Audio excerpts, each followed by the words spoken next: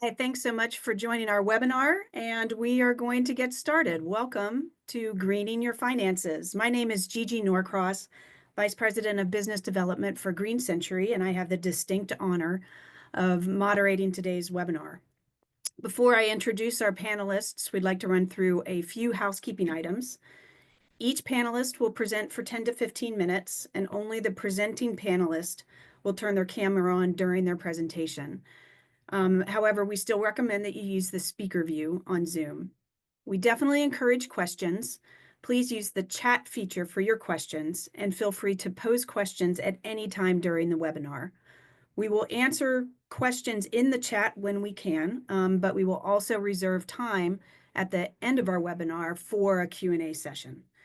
Please note that one of our very senior members of the Green Century team will be managing the question and answer chat. So if you hear from Erin Gray, know that she's a real person at Green Century. She's been with us since the early 2000s, and she will help to make sure that your questions get answered either in the chat or helping us to answer them live when we get to the Q&A session. Okay, so on to previewing our agenda and introducing our panelists. We can move on to the next slide.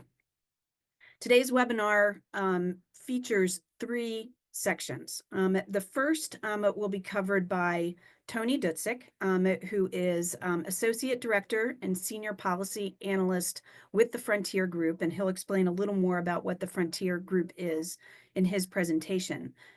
Tony is going to set the stage for our webinar today by talking about the harms that are done to the environment courtesy of the fossil fuel industry.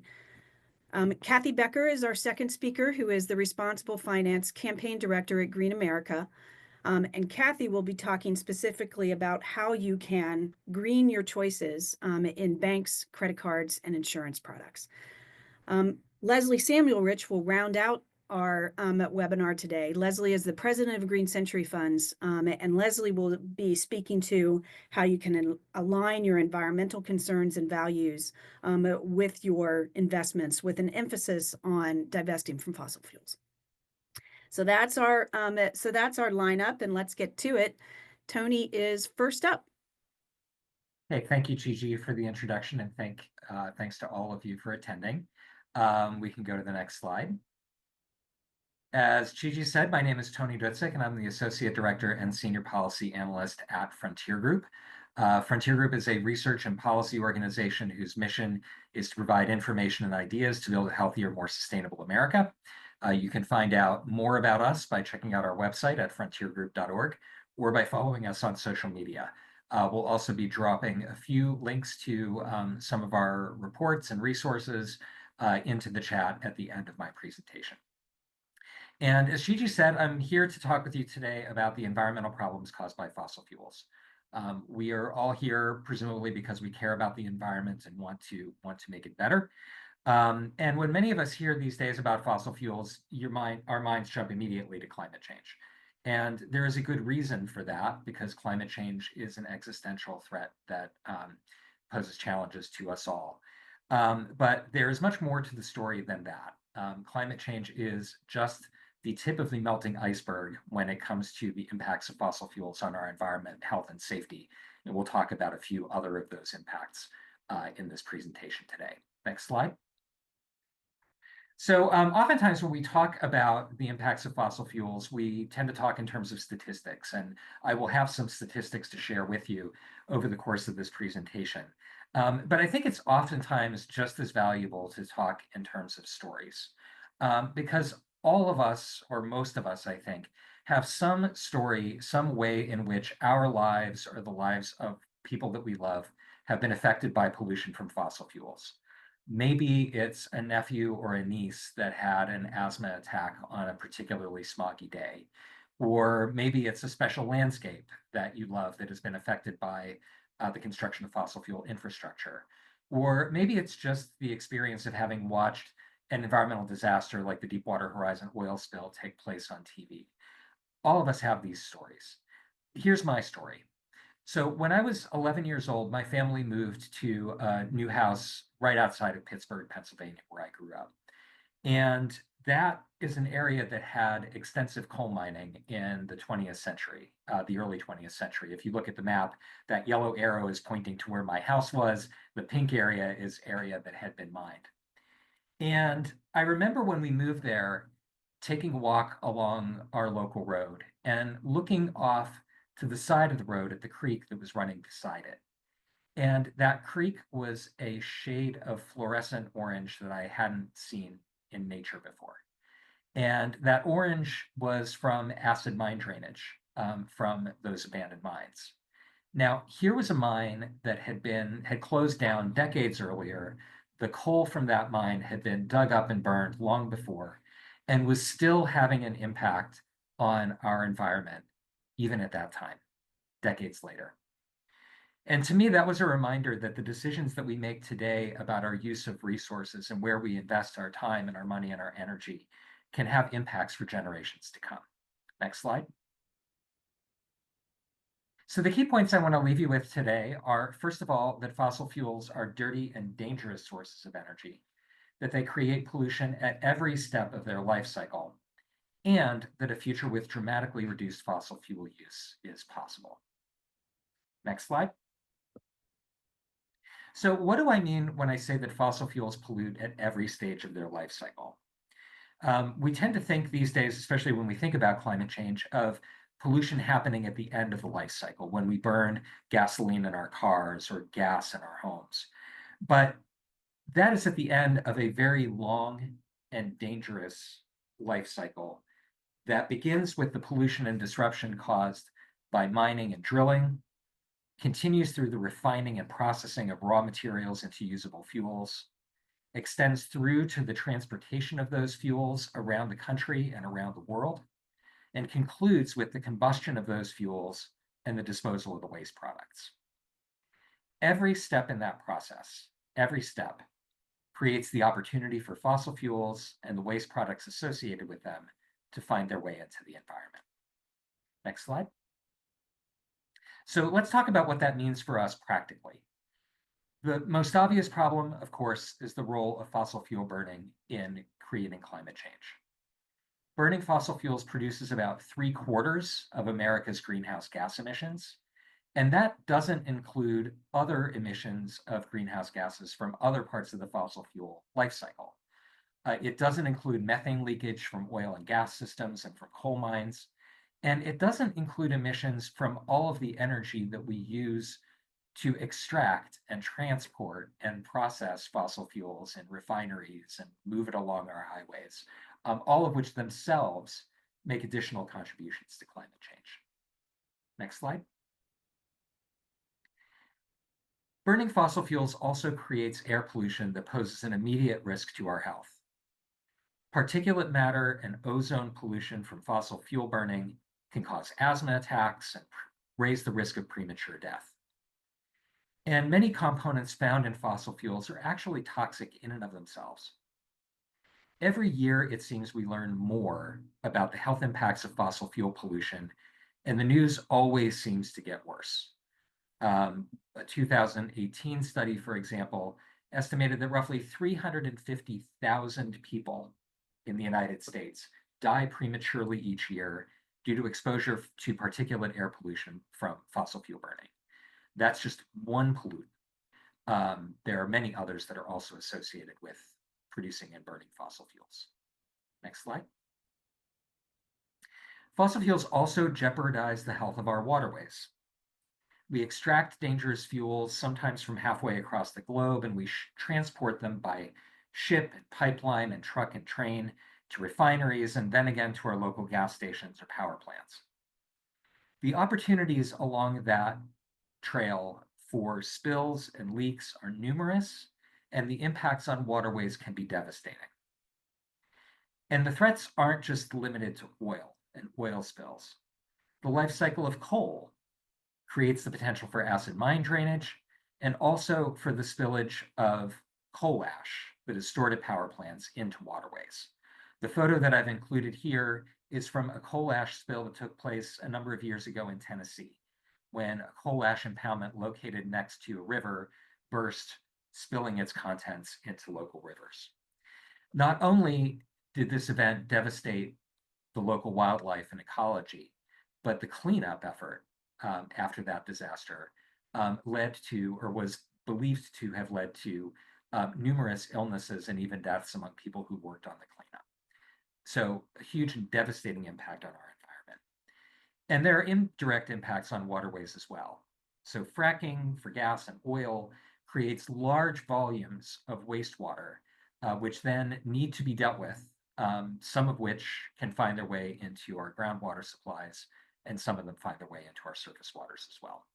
Next slide. The fossil fuel system also consumes vast amounts of land, with roads, pipelines, and other fossil fuel extraction and transportation infrastructure fragmenting wildlife habitat across the country. If you travel over or through the West, you see this with roads and pipelines crisscrossing large areas where animals and wildlife traverse. Next slide. In addition, fossil fuels, especially oil and gas, are dangerous to transport and store. A few years ago, we analyzed federal pipeline safety data and found that a significant gas pipeline incident occurs somewhere in the country on average of every 40 hours. The very worst of those incidents have claimed lives. Rail transport of oil also creates the possibility for accidents and spills that cause death and injury. Next slide. There is, however, good news. We have the technology and the resources to eliminate much of our use of fossil fuels starting today.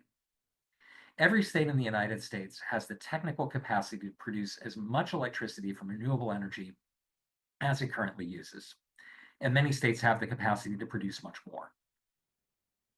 Renewable energy technology continues to improve in price, performance. The rooftops of our homes, schools, churches, warehouses, and superstores have the potential to generate large amounts of clean energy right in our communities. And electric vehicles, batteries, and other technologies are making it possible for us to use that clean electricity in more of our lives. No form of energy is entirely without environmental impacts, but renewable energy provides us a pathway to a sustainable, resilient, and healthy energy system that fossil fuel dependence does not. But let's not kid ourselves. The fossil fuel industry has an extremely lucrative business model and is acting in ways that suggest that it wants to continue to have that business model work for many years to come. To make the transition to the cleaner future that we know is possible, we need to do everything we can, including educating ourselves, our friends, and our neighbors, and investing our time and hard-earned money in making that transition a reality. Next slide. So if you'd like to learn more about the problems of fossil fuels and also the potential for a clean energy future, you can check out the resources at our website of frontiergroup.org.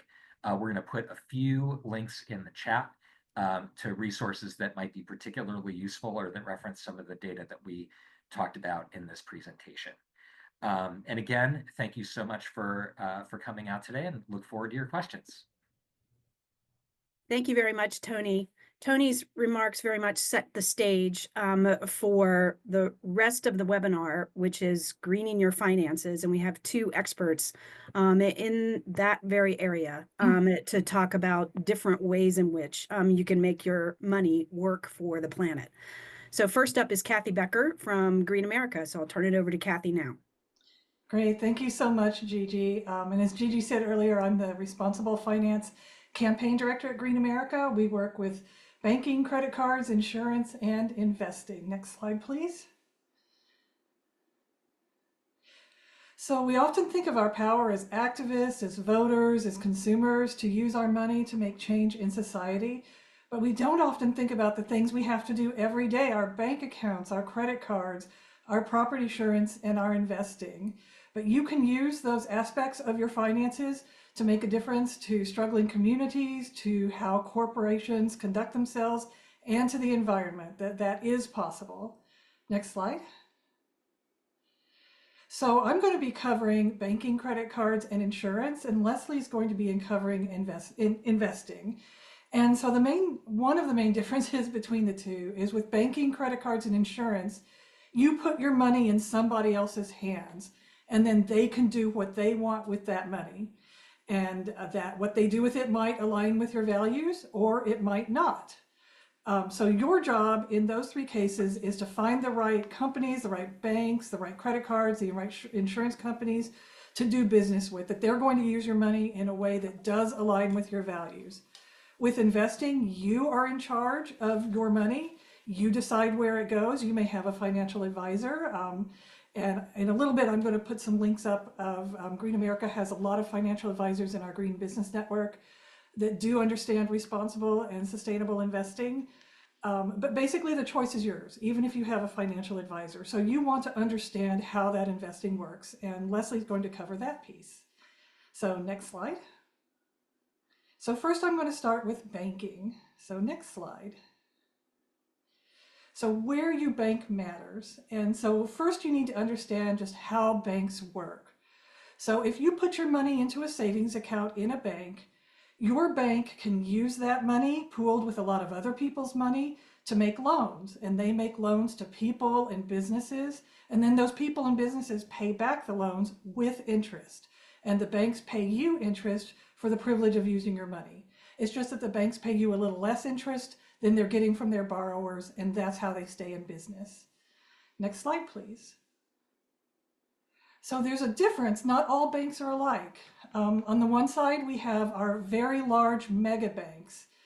These are the household names like JP Morgan Chase, Citibank, Bank of America, Wells Fargo. They loan, they're primarily Wall Street banks to loan to major corporations, international corporations, and they disproportionately lend and underwrite fossil fuel projects. The Banking on Climate Chaos report tracks this and has found that the 60 largest mega banks in the world have lent almost $7 trillion to fossil fuel projects since the Paris Agreement. And over $2 trillion of that is from the 9 largest US mega banks.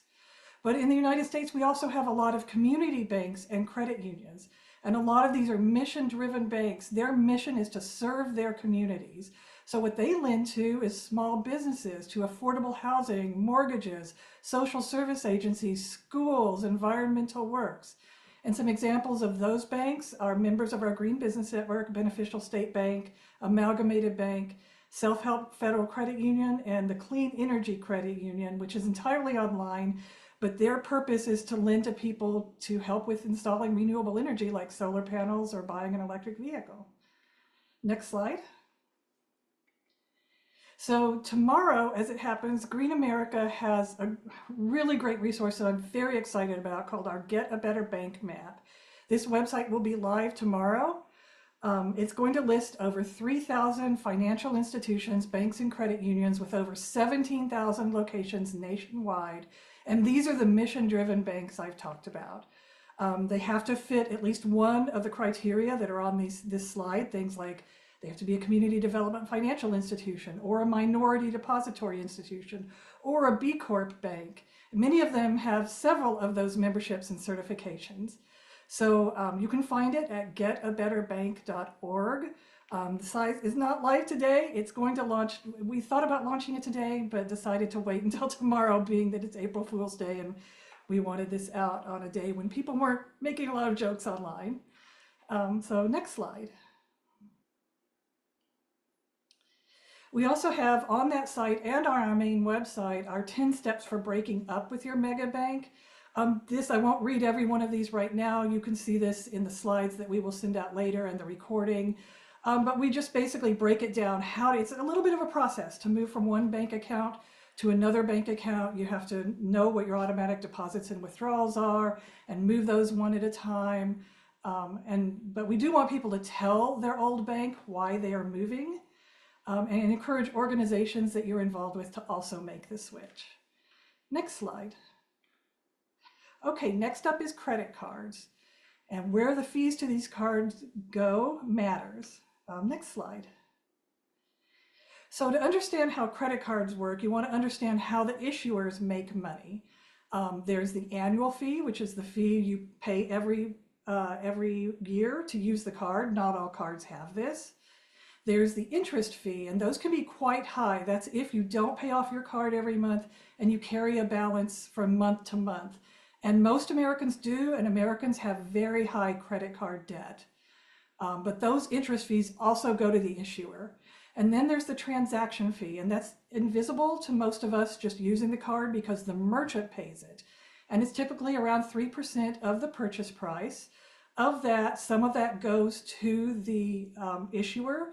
Some of it, if you have a rewards card, may come back to you in the form of cash or points or some kind of rewards, but the rest of it will go to the bank that issued the card. Next slide. So you also, for a credit card, need to understand branding versus issuing, and this is not obvious. Sometimes they're the same. The branding is usually on the front of the card. So in the example seen here, this is an Amazon branded credit card. It could be a store card, it could be an affinity card, such as if it helps support a nonprofit, or it could be the name of the bank that's issuing the card. You can usually find the issuer on the back in small print at the bottom.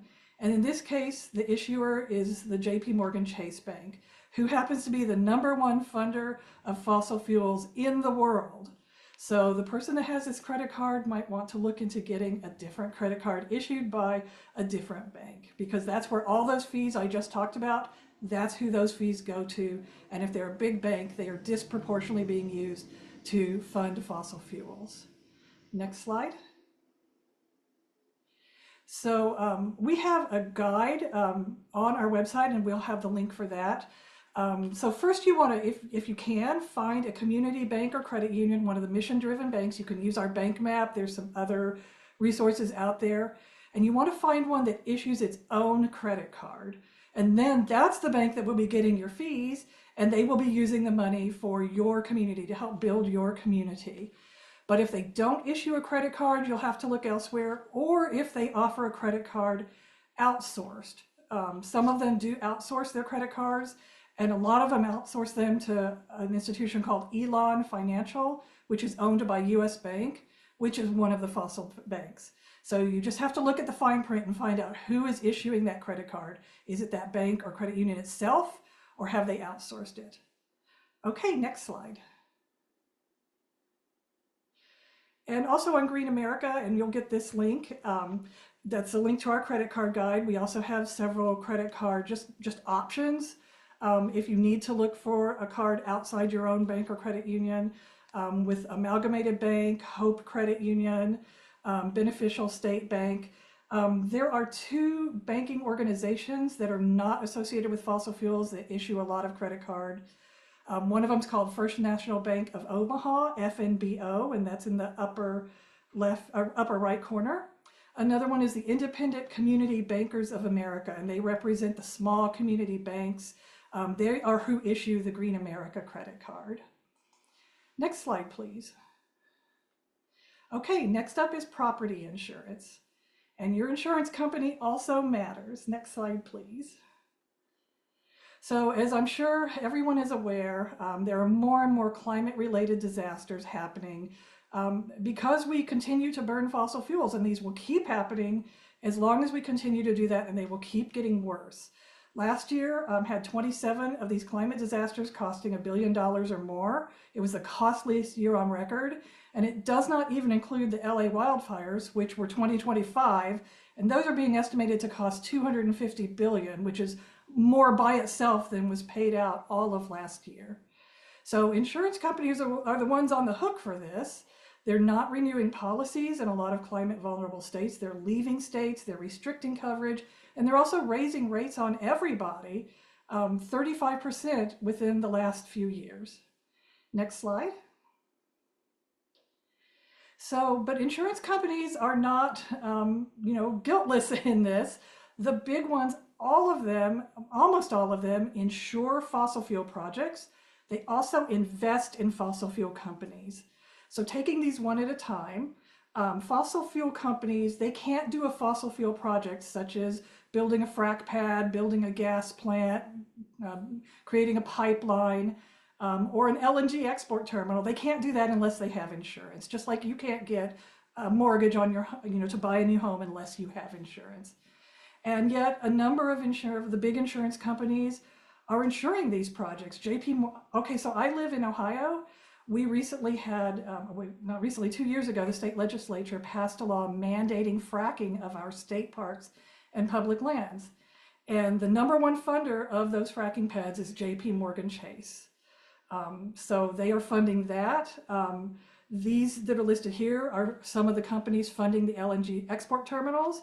So we're doing the fracking on the front end in the Appalachian region of Ohio and other areas of the Appalachian region. And then that gas, some of it will be going out to go out on the LNG export terminals in the Gulf South and causing a lot of pollution and environmental justice issues there. Liberty Mutual, which is listed here, is one of the worst, but all of them do this.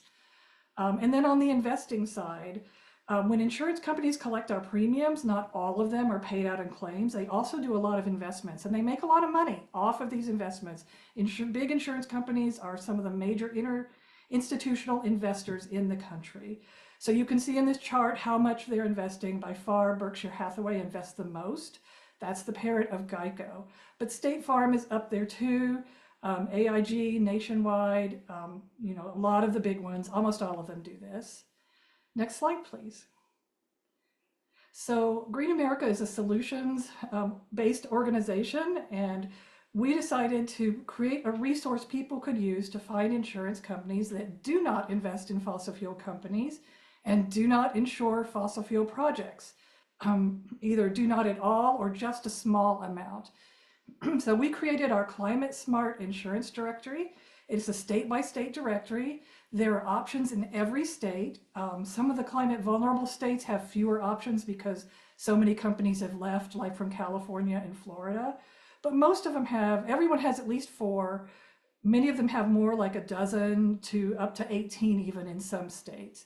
We wanted to make sure they're financially viable, so they had to have an A rating and AM Best. We looked for insurance certificates. Those are not always public information, but where they were, we used that. And we got the investments data from a website called Investing in Climate Chaos. So you can use that directory to look for basically responsible insurance companies in your state. Next slide, please. And then we also always tell people, even if you have some options from our insurance directory, call up several independent insurance agents in your area, not agents that work for one company such as State Farm, but that work for several, and call 2 or 3 because they work for different companies.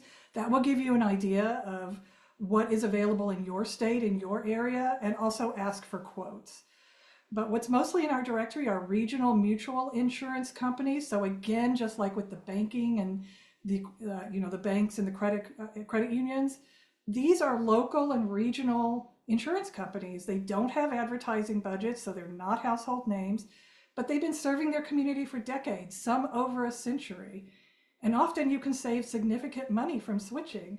So I personally switched from Liberty Mutual to a regional insurance company in my area called Grange, and I saved $700 a year. So that's something, and it's worth checking into. Next slide, please.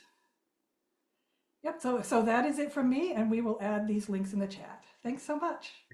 Thank you, Kathy, so much. We're going to move to Leslie to talk about the investment side of greening your finances. I will also note that the questions are coming in, particularly for Kathy. So Kathy may be able to respond to some of those questions in the chat since she's now not presenting. And if not, we'll get to as many of them as we can during the Q&A section. So I will turn the mic over to Leslie to round out our presentation. Thanks so much, Gigi. Hi, everyone. I'm Leslie Samuel Rich. I'm president of the Green Century Funds. Green Century has been doing environmentally responsible investing for almost 35 years. And we are one of the first families of fossil fuel-free mutual funds. We help investors make an impact in 3 ways. The first is by keeping your money out of environmentally dangerous industries, including coal, oil, and gas. The second is we lead a shareholder advocacy program that involves working with companies that we invest in to have them adopt stronger environmental policies, such as reducing the use of plastic or sourcing more clean energy. And the third way is supporting our nonprofits. We were founded by public health and environmental groups in 1991. And what that means is that all of our net profits belong back to those owners. They're called the Public Interest Research Groups, or the PIRGs. They're state-based organizations, and they run amazing campaigns to get states to adopt more renewable and clean energy, to reduce plastics, or even promote the ability to right to repair your stuff. And that's where I got my start right after college in the environmental field. On the next slide, I'm going to outline the 3 reasons that people are choosing to invest fossil fuel free. The first is probably a lot of what drew you here today, is that you want to have your investments reflect your values. If you care about climate change, which is probably everyone on this webinar, you may not want to financially support the industry that is causing our erratic weather and change to our climate. It's a straight out way to express your values. The second is to be part of a bigger movement and send a message. The fossil fuel free divestment movement is more than 10 years old. It includes individuals, colleges, hospitals, faith institutions, and more. By joining together, you send a message to the market and to fossil fuel companies, and inspire other people to act too. And the third is to avoid the potential financial and performance risks. And on the next slide, we're going to dive into that. So on this one, you can see a chart, and this slide shows how one index of stocks across 21 developed markets, the MSCI index, performs with and without fossil fuel exposure. The yellow line is the index, and the blue line is the same index of stocks minus fossil fuel companies. If you enlarge the screen, you can see that in some periods, there's very little difference in performance. Sometimes the original index performs better, but in other times, the index without fossil fuels does better. I have found this chart to be very useful for people to show their family members or financial advisors when they are trying to address the issue of performance, which is really the main myth that everyone has around fossil fuel-free investing. On the next slide, I'm going to go into a few more reasons to consider investing fossil fuel-free that are financially based. The first is because of something called stranded assets. Right now, if a fossil fuel company holds oil or coal reserves, for example, it appears as a positive or a plus on their company balance sheet. But if those companies are unable to extract or sell those reserves for reasons like changing demand, government regulation, lawsuits, or other things, they may be forced to prematurely write off those assets. That moves to the negative on the balance sheet, and those are called stranded assets. And those stranded assets can negatively affect a company's valuation or share price.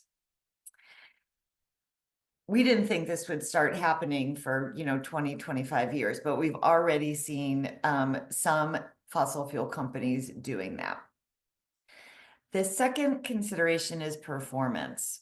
So the energy sector has underperformed the S&P 500 in 7 of the last 10 years.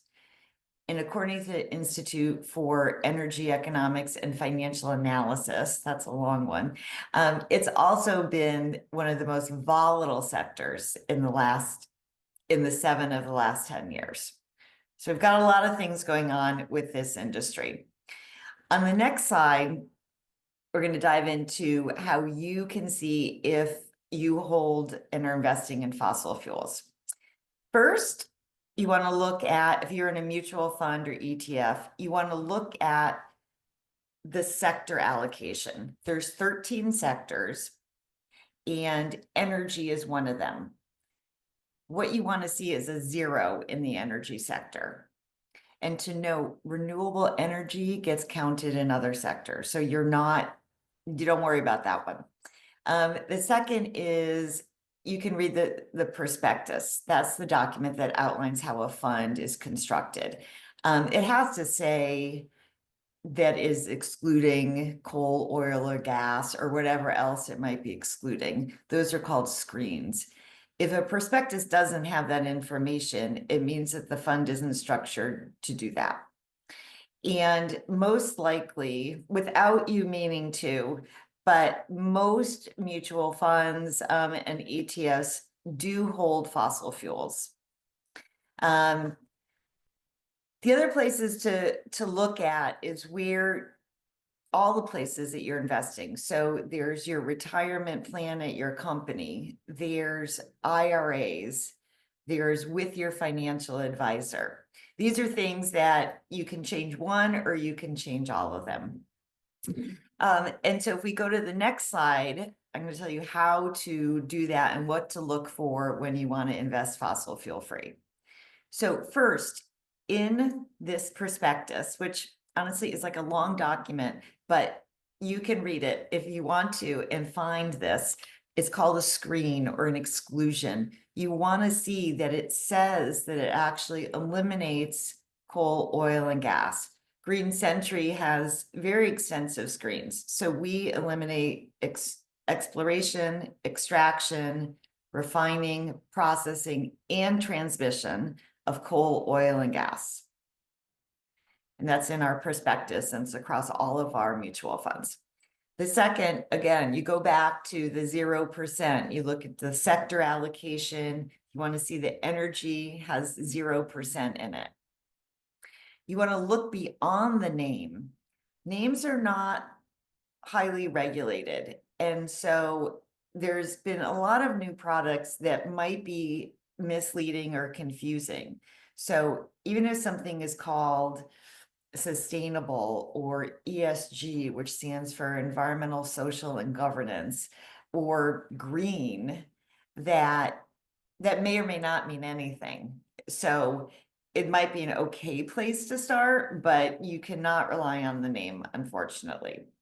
And so that also includes funds or products that are called climate conscious, climate aware, carbon neutral, whatever it is, that those things are defined by the actual mutual fund company. And so they can decide what that means. And it may not line up with your definition of being fossil fuel free. All right. Then we want to talk about a little bit the different ways that you can invest. So there's mutual funds, which I mentioned. That's a collection of investments that pools money from many investors. And then that can be, a mutual fund can be invested in stocks or bonds, or with our Green Century Balance Fund, a combination of both. That's like a one-stop investing option for people. They can be passive, which is following an underlying index, or they can be active, and that's where the manager is making more active trades on the stocks on a monthly or more frequent basis. When you have a mutual fund or you invest in a mutual fund, one of the I like to think advantages of it is that mutual funds can do that shareholder advocacy that I mentioned up front. And ETFs, which I'll talk about in a minute, can't do that. So for example, we have worked with Costco and really pressured them and got them to reduce their carbon emissions. We've also worked with a lot of toy manufacturers, for example, and gotten Disney to reduce the amount of plastics that they use. So you also could look for mutual funds that do this shareholder engagement and advocacy, and look for those that are successful in that pursuit. It's like another way to make an impact. Then there's exchange traded funds, or more commonly known as ETFs. They contain a variety of securities following an underlying index. Almost all the time, this is passive investing. They're traded throughout the day like stocks on the stock exchange. ETFs can't. usually do shareholder engagement, and they can't file something called a shareholder resolution.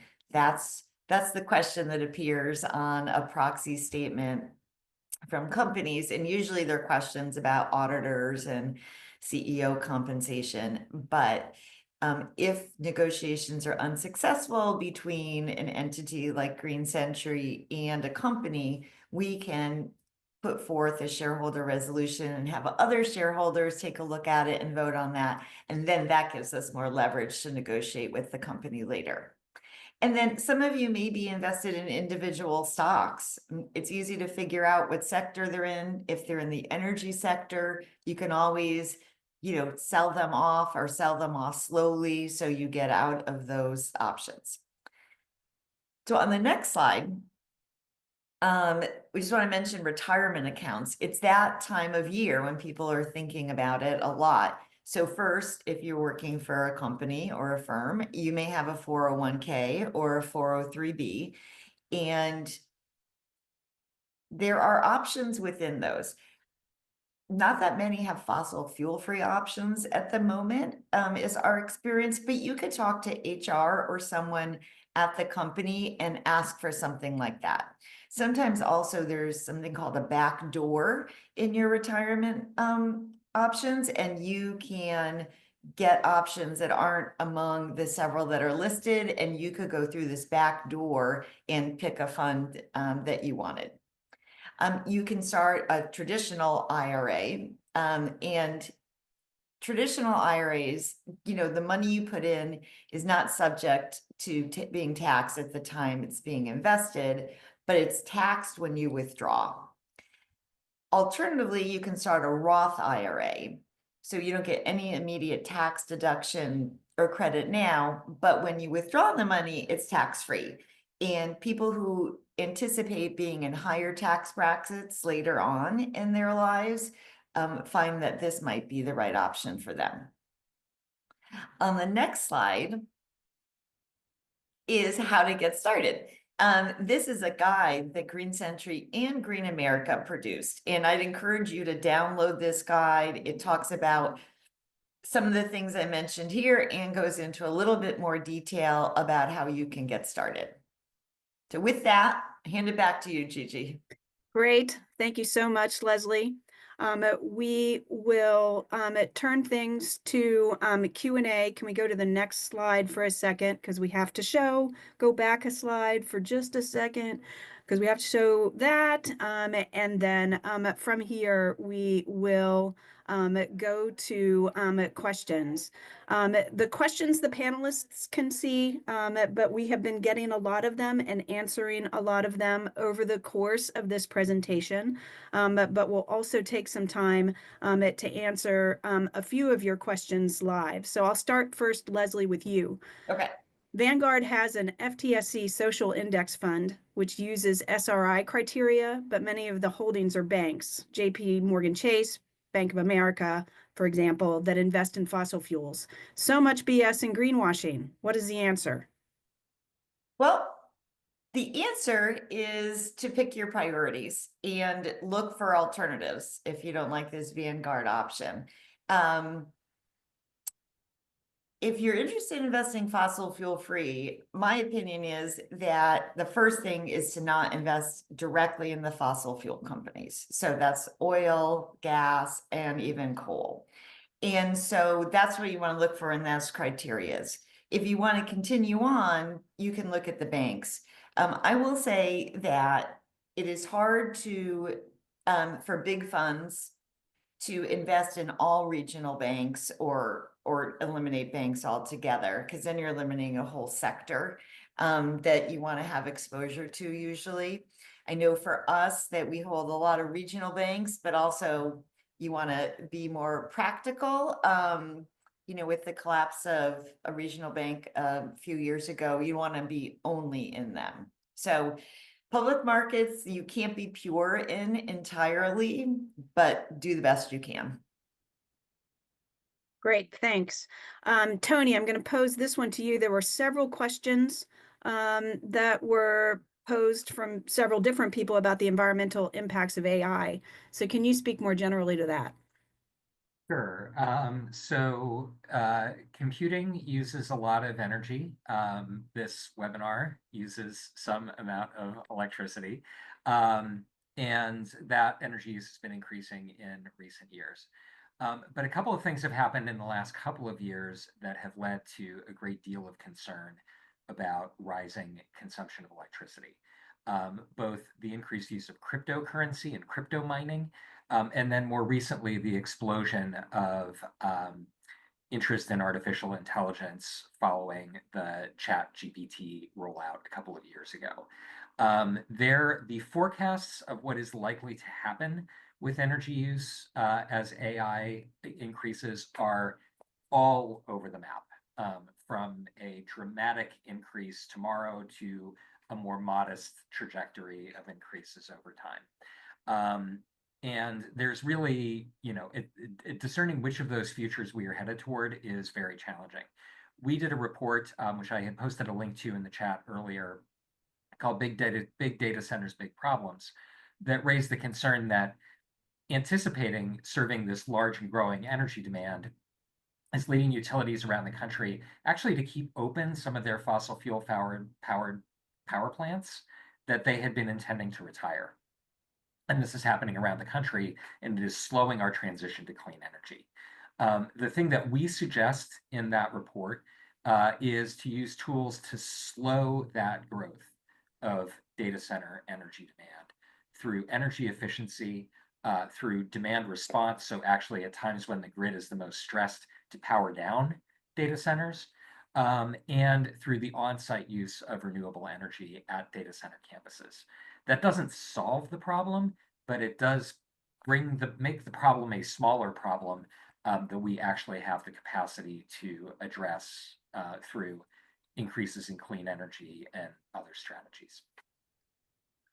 Great. Thanks so much, Tony. There have been a few, I'm going to take it again back to Leslie. There have been a bunch of questions in the chat about investing in alternative energy. So can you speak to investing in clean energy? Sure. Investing in clean energy is a great way to show your support for clean energy. Some investment vehicles do include clean energy in the list of companies that they invest in. So that's one way to do it. There are also some mutual funds or ETFs that just invest in clean energy. I'm not allowed to give you financial advice directly about investing, but keep in mind that any fund that invests just in one of those 13 sectors, just relies on how that sector is doing. So you might not want to only have money in that. Great, That's thank my you. answer. Okay, thank you. Kathy, a question to you. Are there similar issues to banks offering mortgages? Do many of the small or regional banks also support mortgage loans? Yes, a lot of the small regional banks support mortgages, and some of them even have special programs. So Self-Help Credit Union, which is one that we mentioned, has a mortgage program that's really geared towards first-time mortgage borrowers and also people of color or people in low-income areas.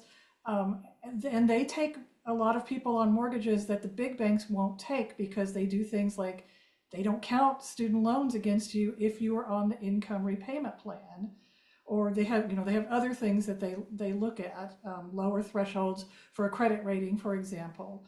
So definitely check out the banks in our bank map, which will be available tomorrow. It's not live yet; it'll be live tomorrow. But even check out other community banks and credit unions in your area and find, just ask them, what kind of mortgage programs do you have, and what are the interest rates, and just go check into it. Awesome. I think we'll stick with you for a second for another question. Is it possible to invest in a community development bank that makes microloans to underserved communities? I found they just wanted donations, not interest-bearing investments. Yeah, so if you bank with a community development bank or credit union, I guess you could look at if they do a mortgage loan to a person in an underserved community that's like a microloan. you can take out, they offer CDs, they offer money markets, and those, produce interest and allow that bank to make those loans and produce interest for you. The ones that do microloans specifically in other countries, most of them that I've seen require a certain amount, like $3,000, or you have to be, there are other requirements. So that's not part of our Get a Better Bank map. Great. Let's see, we'll go back to Leslie. So Okay. amazing to have such great panelists, and I'm popcorning back and forth between you because we have so many great questions. What an engaged group. So Leslie, can you talk a little bit more about the different Green Century Fund options? What is the difference between all 6 fund options? Yes, of course. Green Century has 3 mutual funds. Each fund has 2 share classes, which means there's one for individuals, and then if you're over 250,000, you can use the institutional level. But they invest in the same things. All of them have extensive screens, so the fossil fuel screens I mentioned, plus screens on conventional weapons, nuclear energy, gambling, tobacco, and alcohol, as well as genetically modified organisms, or GMOs. We have one that's called the U.S. Equity Fund that has about 360 stocks and invests only in U.S. companies. We have another one, it's called the International Index, or MSCI International Index Fund, that invests in all developed countries except the US, so it doesn't overlap with our equity fund. And that has about 212 holdings. And then finally, we have the Green Century Balanced Fund that holds about 70 stocks and then bonds. And the cool thing about this one is that it is like a one-stop shop. So if you want to start an IRA, or for Earth Day, you want to open something for your grandkids or kids, you can make an investment in that. And now over 70% of the bonds are green or responsible bonds. And those directly fund projects like, clean energy projects around the world. They're all available, also, if I can, they're all available directly through our website. So you can go onto our website and open our account. That's greencentury.com. And you can also access them from platforms like Fidelity or Schwab, or all the other major platforms like Merrill Edge. And then finally, if you have a financial advisor, you can ask him or her to look up Green Century and consider an investment there. Great, thank you. All right, I think we'll do 2 more quick questions. Next for Kathy. What if I have a rewards credit card with a big fossil bank? If I switch to a new card, will I lose the points, rewards, cashback I have racked up? No, you won't lose those points. You probably want to just use those points or rewards before you were to cancel that card. And some people just don't cancel; they just stop using it and they just put it away in a drawer. Or you could cancel the card, but just use up the rewards and move to a new credit card. Great. And then finally, for Leslie, from a financial advisor, can you address working with firms or advisors who specialize in ESG or socially responsible investing, especially in this political climate of challenges and removal of ESG labels? Well, I think if you are looking to really dig into responsible investing, that it is worth your time to talk to a financial advisor who specializes in that. They know the field well. They know amongst, our competitors and colleagues, who does what. What's that screen? What's not that screen? They also, can usually offer broader financial planning, but there's a number of financial advisors out there that just specialize in that. People have asked, there's a list at the Green America website. There's a list on the USSIF. And they're really experts in the field. So I'd highly encourage that if you are looking for a financial advisor. You can also ask if you have a financial advisor for some other reason you love and don't want to move, you can ask your investment advisor, you can just direct them to say, I want to do this. And honestly, if they're not responsive, which happens sometimes, they work for you. You also do have the power to move to one that does know this field more. Great. Thank you so much.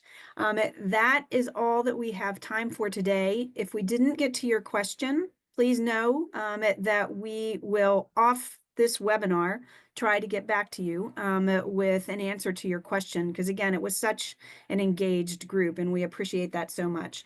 So thank you so much for taking the time to learn about how you can green your finances.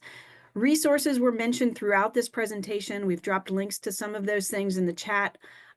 Today's slide deck, as well of the recording of the webinar, will be made available to everybody. So we'll send out the slide deck, and we will also make the recording to the webinar available on both the Green Century and Green America websites in a few days. So just check the webinar or check the website of those two organizations for a recording, and then the slide deck will come as a follow-up. We really appreciate your participation here at the start of Earth Month and on April Fool's Day. This is no joking matter. The planet needs all of us doing all that we can for the environment every day. And we appreciate you taking your lunch hour to spend it here with us. Thanks so much.